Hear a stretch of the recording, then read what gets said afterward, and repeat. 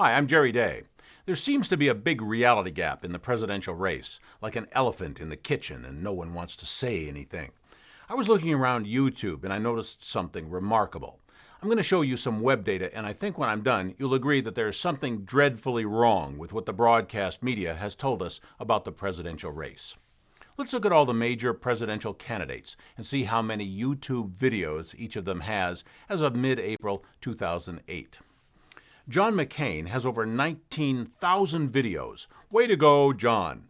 Oops, Hillary Clinton has over 72,000. Sorry, John.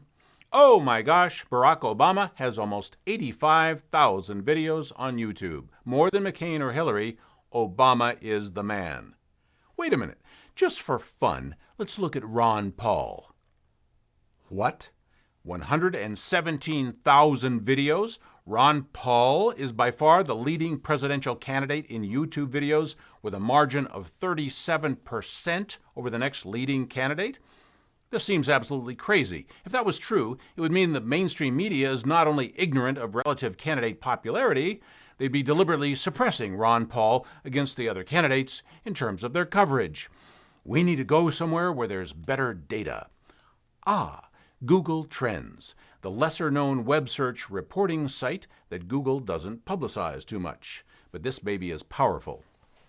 Just so you know how this works, put in any two search terms and you will instantly see a chart showing the relative web traffic comparing the two search terms all the way back to January 2004. Google Trends puts football in blue and basketball in red. This chart shows that football gets 2 to 4 times the web search volume that basketball does. And you can see the web searches surge every year in the logical seasonal patterns for both sports. Down here, it shows us the comparative tracking of news media hits on the two topics. You see similar seasonal patterns, but the media coverage rises more steadily towards the final playoffs, while the fan interest reacts more sharply around the times of the key games. So we'll get to the bottom of this Ron Paul thing right now. YouTube said that Ron Paul and Barack Obama were the two frontrunners. So let's see the chart on Google searches for those two. Ron Paul was twice as popular as Barack Obama from April through November of 2007. So YouTube was right on. It's not crazy. So how did Obama get this huge spike in December against Ron Paul? The chart below says that the mainstream news media gave Obama 8 or 10 times as much news coverage as they gave Ron Paul. When the media started their Obama love fest, Ron Paul was 3 times as popular as Obama. Relentless and lopsided media hammering for a few months manages to flip that. Notice that the media chart is squashed vertically. Obama's popularity went up about the same percent as his media coverage. But Ron Paul's internet popularity has consistently been 3 to 5 times greater than the amount of his news media coverage. We like him whether the media does or not, and that's not true of any of the other candidates. They are toast without their media coverage. Ron Paul's self-generated popularity is astronomically higher than Obama's. So here's what gives me the willies. When the mainstream print and broadcast media isn't telling us who to vote for, and we're allowed to talk among ourselves, we make very different choices than what the media tells us to make. This chart clearly shows that the media has consistently underreported Ron Paul, but he remains massively popular on the internet anyway. So YouTube and Google, which operate independently, come up with the same answer. Ron Paul has achieved spectacular, superior popularity on the internet in spite of massive and inexplicable media suppression. Imagine what Ron Paul's popularity would be if the mainstream media treated him equally.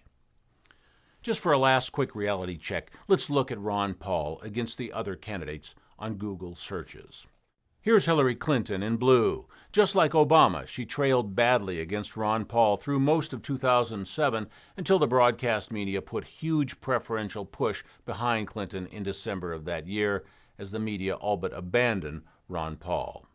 Hillary Clinton's media coverage has been a little less than Obama's, and her popularity slipped below Obama in perfect synchronization with that difference in broadcast coverage.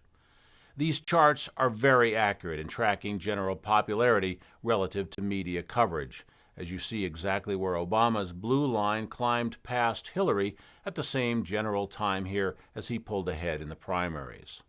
Most political polls, like Harris or Gallup, have a sample size of 2,000 or 3,000 a few times a year.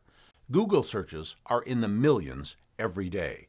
Media polls can't touch this for accuracy.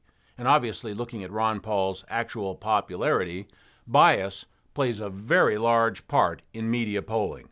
Media polls reported him in single digits, while he skyrocketed in popularity all over the web above all other candidates. So here's the real news that we've seen throughout this campaign. At the times when Ron Paul is vastly more popular than all other candidates, the major media does everything possible to bury him. The question is not whether, but who is controlling media content and why. Here's Ron Paul against John McCain. In the last two-thirds of 2007, Ron Paul slaughters McCain, even when McCain is supposedly making his comeback. McCain has barely managed by April of 2008 to edge out Ron Paul after having enjoyed many times the media coverage of Ron Paul for months on end. Throughout this presidential campaign, Ron Paul's internet popularity has been by far the highest relative to his media coverage compared to any other candidate. No one remotely approaches his self-generated popularity. What would explain Ron Paul's astounding success on the internet? Far more sensational yet when you correct for the broadcast media imbalance. It's what Ron Paul says. He's the only candidate who understands economics, who understands the war in Iraq, who understands the views and concerns of most Americans and is able to express the realities that so badly need expressing, while all the other candidates take meaningless rhetorical positions or no positions at all on the things that matter most. Go to YouTube, search for Ron Paul, click on a few videos, and you'll see why the corporate media is afraid of him. You'll see why the American public, at least a majority of the few 100 million on the internet, say that Ron Paul is the only decent choice we'll have in 2008. I'm Jerry Day, television producer in Burbank, California.